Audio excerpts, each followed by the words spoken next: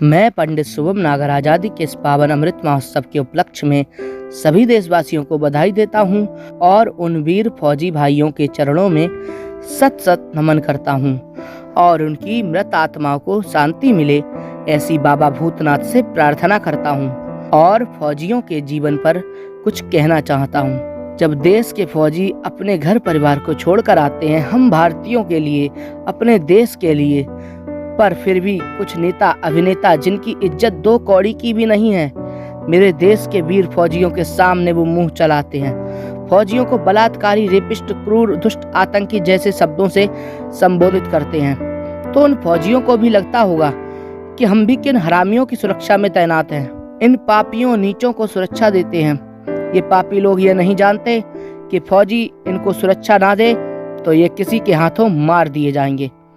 जब फौजियों को लड़ाई लड़ने जाना पड़ता है तो वो ये नहीं सोचते कि हम लौटेंगे वापस या नहीं।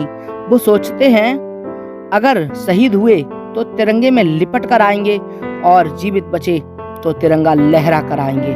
जब फौजियों के सीने में गोलियां घुसती हैं तो एक ही बात बोलते हैं, माँ भारती की शान में गोली तो क्या, हम तोपों के गोले भी सह लेंगे। अरे आतंकियों, अरे दुश्मनों, हम भारत के फौजी हैं, मरते मरते भी तुम जैसे सुअरों को पेलेंगे और फिर भारत माँ की जय कहकर ही अपना दम तोड़ेंगे। हम पीठ नहीं दिखाते हैं, गोली बस सीने पर खाते हैं। हमें हमारे देश के वासी महाकाल के चेले बताते हैं। रण में वीरता कौशल जब जब दिखलाया है, नहीं मिली जगह तिरंगा गाड़ने की तो दुश्मनों के सीने को फाड़ तिरंगा लहराया है। हम फौजी थोड़े मनमौजी हैं, जी हाँ, हम भारतीय फौजी हैं। जब एक फौजी का शव उसके घर जाता है, बूढ़ा बाप आंसू बहाकर अपने बेटे के शव को गले लगाता है। माँ की आंखें भींगी होती हैं, बहन के हाथों में राखी की डोरी होती है। बेटा कहता है, पापा तुम बस वापस आ जाओ, मत देना कोई खिलौना, पर तुम वापस आ जाओ, पर तुम वापस आ जाओ। पत्नी का हाल बेहाल होता है, पर फिर बेटा गरज के कहता है, रोना धोना बंद करो, पापा मेरे शेर थे, एक बार में कई कई दुश्मन उन्होंने कर दिए ढेर थे।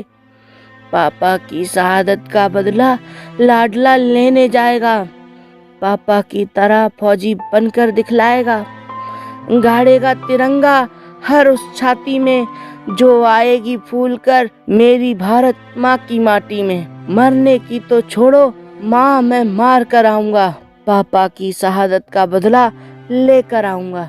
अरे हम ही हैं जो देश को अपने माँ कहकर संबोधित करते हैं। राम कृष्ण हनुमान यहाँ महावीर बुद्ध भी पलते हैं। महाराणा से सूरवीर, शिवाजी से वीर मराठे हैं। बाजी राव पेशवा से पंडित यहाँ मतवाले हैं। मूछों पे देते ताव यहाँ चंद्रशेखर तिवारी जनेऊधारी हैं। सुभाष चंद्र बोस जैसे सेनानी हैं।